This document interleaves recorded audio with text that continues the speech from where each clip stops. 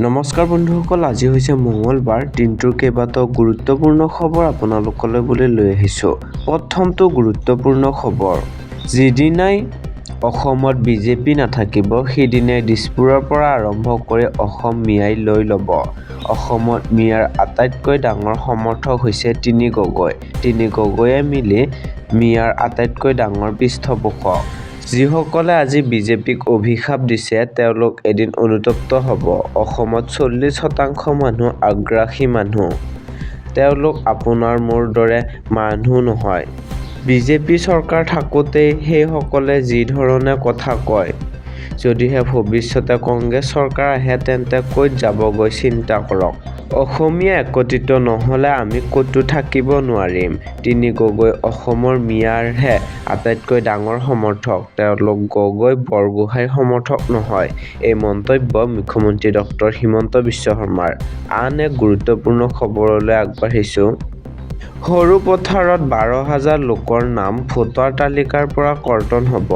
কিহৰ কাৰণে কৰ্তন হ'ব এই কথা সদৰি কৰিলে মুখ্যমন্ত্ৰীয়ে। সৰুপথাৰৰ সমষ্টিত মুখ্যমন্ত্ৰীৰ মহিলা উদ্যমিতা আঁচনি চেক বিতৰণৰ লগতে কেইবাটাও প্ৰকল্প মুকলি শিলান্যাস কৰে মুখ্যমন্ত্ৰীয়ে।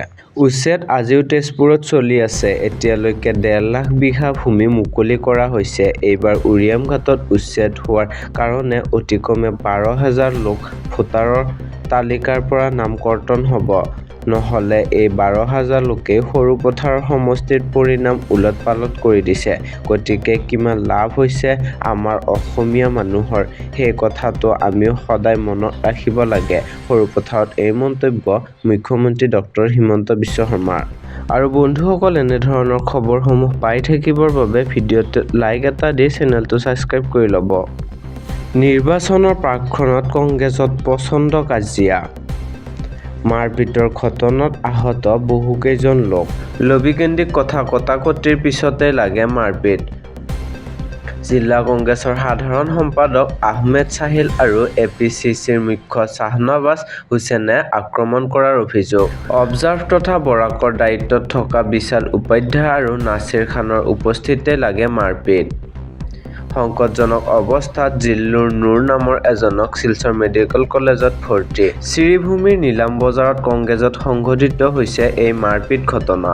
পৰৱৰ্তী খবৰ, মাৰ্কিন আক্ৰমণত ভেনেজুৱেলাত 32 জন কিউবা নাগৰিকৰ মৃত্যু। কি ক'লে ডনাল্ড ট্ৰাম্পে? মাৰ্কিন ৰাষ্ট্ৰপতি ডনাল্ড ট্ৰাম্পে কিউবাক সকিয়নি দিছে। দেওবাৰে তেওঁ দাবী কৰে যে তেওঁৰ বিশ্বাস যে কিউবা চৰকাৰৰ পতন ঘটিব। আমেৰিকাৰ আক্ৰমণত ভেনেজুৱেলাৰ 32 জন কিউবা নাগৰিকৰ মৃত্যু হৈছে। মঙলবাৰে এই দাবী কৰে কিউবা চৰকাৰে। যোৱা শনিবাৰে ট্ৰাম্প বাহিনীয়ে ৰাজধানী কাৰাকাছত আক্ৰমণ কৰি ভেনেজুৱেলাৰ ৰাষ্ট্ৰপতি নিকোলাছ মাডুৰোকো গ্ৰেপ্তাৰ কৰে। কিউবা চৰকাৰে দাবী কৰিছে যে সেই আক্ৰমণত কিউবাৰ নাগৰিক নিহত হৈছে। দেওবাৰে এক বিবৃতিত কিউবা চৰকাৰে দাবী কৰে যে আমেৰিকা চৰকাৰে অপৰাধীৰ দৰে কৰা সশস্ত্ৰ আক্ৰমণত 32 জন কিউবা নাগৰিকৰ মৃত্যু হৈছে। আৰু বন্ধুসকল, আন এক খেল সম্পৰ্কীয় গুৰুত্বপূৰ্ণ খবৰলৈ আগবাঢ়িছোঁ। বাংলাদেশত নিষিদ্ধ হ'ল IPL। কিয়নো বাংলাদেশ চৰকাৰে দেশখনত IPL সম্প্ৰচাৰৰ ওপৰত সম্পূৰ্ণ নিষেধাজ্ঞা আৰোপ কৰিছে।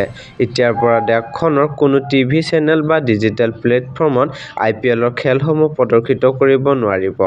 বাংলাদেশৰ তাৰকা বলাৰ মুস্তাফিজুৰ ৰহমানক IPLৰ পৰা বাদ দিয়াৰ সিদ্ধান্ত লৈছে BCCIয়ে। আৰু তাৰ পাছতে আহিছে এই খবৰ।